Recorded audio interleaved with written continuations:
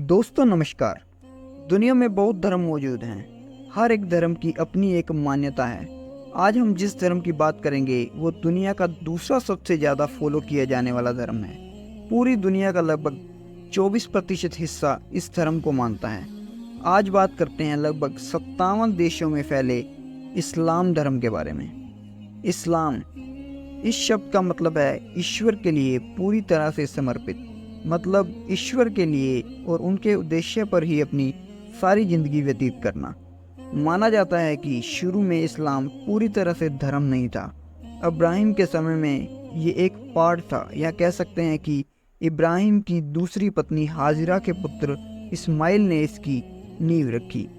लेकिन इस्लाम धर्म की स्थापना प्रोफेट मोहम्मद द्वारा की गई, जो कि इस्लाम के आखिरी पैगंबर माने जाते हैं। प्रोफेट मोहम्मद का जन्म 570 ईस्वी में सऊदी अरब के मक्का में हुआ, इसलिए मुस्लिम धर्म में आज भी ये सबसे पवित्र स्थान माना जाता है। मुस्लिम धर्म में पवित्र मानी जाने वाली किताब कुरान के उपदेश भी प्रोफेट मोहम्मद साहब के ही हैं। जब इनका जन्म होता है तब वहाँ के लोग कबीलों में रहा करते थे और कोई विशेष धर्म नहीं था। लोग अपने हिसाब से कुछ कल्ट की तरह देवी देवता को मानते थे और उनकी पूजा करते थे।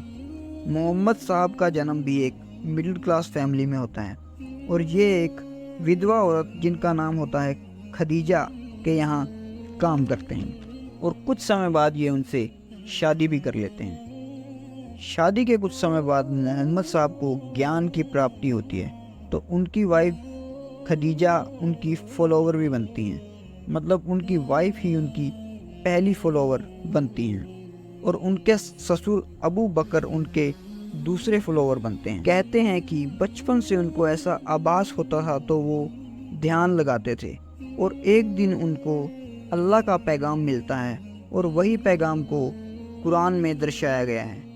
यही बात जब वो अपने कुरैश कबीले को बताते हैं तो वो नाराज हो जाते हैं और मोहम्मद साहब को कबीले से निकाल देते हैं। यहाँ से ये अपने कुछ फॉलोअर्स को लेके मदीना जाते हैं, जो कि वहाँ से लगभग 200 किलोमीटर दूर था। ये सब 622 ईस्वी में होता है और इस यात्रा को हिजरा भी कहा जाता है। वहाँ जाकर भी इन्होंने ध्यान लगाया और अल्लाह के मैसेज को लोगों तक पहुँचाया। मदीना में इनके फॉलोअर्स बढ़ रहे थे। अब फिर ये 630 ईस्वी में मक्का आते हैं और धीरे धीरे मक्का में भी इस्लाम पूरी तरह से फैला देते हैं और कल्ट वाला समुदाय लगभग ख़त्म हो जाता है। एक रात की बात है जिसकी चर्चा काफ़ी होती है। मोहम्मद साहब का एक घोड़ा होता है जिसका नाम होता है बुराक, जिसके ऊपर बैठकर हवा में ये पहुंचते हैं आज के इजराइल के यरूशलेम में, जहां इनको गॉड के दर्शन होते हैं और पुराने पैगंबर अब्राहम, मूसा, इन सब के दर्शन भी होते हैं। इसलिए यहूदी, क्रिश्चियन और इस्लाम धर्म के आपस में संबंध हैं। तो कहा जाता है कि प्रोफेट मोहम्मद साहब पहले व्यक्ति थे जिन्होंने जीते जी स्वर्ग के दर्शन और फिर वहाँ से वापस भी आते हैं और अपना ज्ञान लोगों तक पहुँचाते हैं। 632 ईस्वी में मोहम्मद साहब की मृत्यु हो जाती है। इस समय तक उनके काफ़ी फॉलोअर्स हो जाते हैं और इस्लाम का प्रचार फैलने लगता है। अब बात करते हैं इस्लामिक धर्म में पैदा हुए कुछ विवाद के बारे में, जिसमें शिया और सुन्नी सबसे अधिक है। इसको सिंपल वे में ऐसे समझिए कि मोहम्मद साहब की मृत्यु के बाद ये तय हुआ कि वही आखिरी पैगंबर होंगे। अब किसी को पैगंबर का दर्जा नहीं दिया जाएगा, क्योंकि जो असल में ज्ञान था वो इनको ही था, लेकिन जो गद्दी होती है वो आगे किसी ना किसी को संभालनी होती है और उनको इस्लाम की लैंग्वेज में खलीफा बोला जाता है। तो इसके लिए लोगों का मत अलग अलग था। जो पहले खलीफा थे वो थे अबू बकर, इनके ससुर।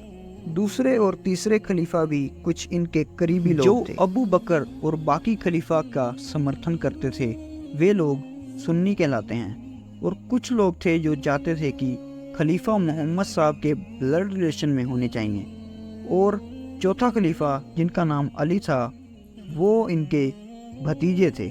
इनका समर्थन करने वाले लोग शिया कहलाए। शिया लोग अली के विचारों को मानते थे और सुन्नी लोग सभी खलीफाओं के विचारों को मानते थे। इसलिए शिया और सुन्नी लोगों में आपस में टकराव रहता है।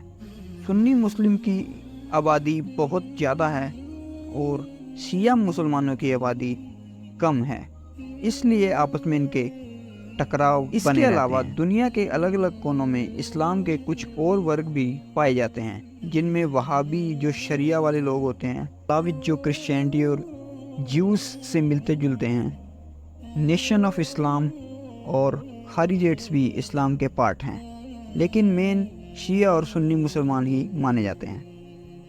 मुसलमानों का जो धर्म ग्रंथ आप सभी जानते हैं कि कुरान को माना जाता है। इसमें प्रॉफिट मोहम्मद साहब की टीचिंग जो उन्होंने सिखाई और बताई वो सब होली कुरान में दर्शाई गई है। इसके बाद बात करते हैं 5 पिलर्स ऑफ इस्लाम। इस्लाम के 5 पवित्र स्तंभ माने जाते हैं, जिसमें पहला है शहादा, जिसका मतलब है अल्लाह में विश्वास करना और मोहम्मद की टीचिंग को मानना। दूसरा है सलात, जिसका मतलब है दिन में 5 बार नमाज अदा करना। तीसरा है ज़कात, जिसमें ज़रूरतमंदों की मदद करना। चौथा है स्वाम, जिसका मतलब है कि रमज़ान में उपवास करना। और पांचवा है हज, जिसमें मक्का और मदीना की यात्रा करना। ये थे इस्लाम के 5 स्तंभ, जिसकी पालना मुसलमानों को करनी होती है, ऐसा माना जाता है। दोस्तों, इस्लाम में कहा जाता है कि गॉड ने या अल्लाह ने स्वर्ग और धरती को बनाया है।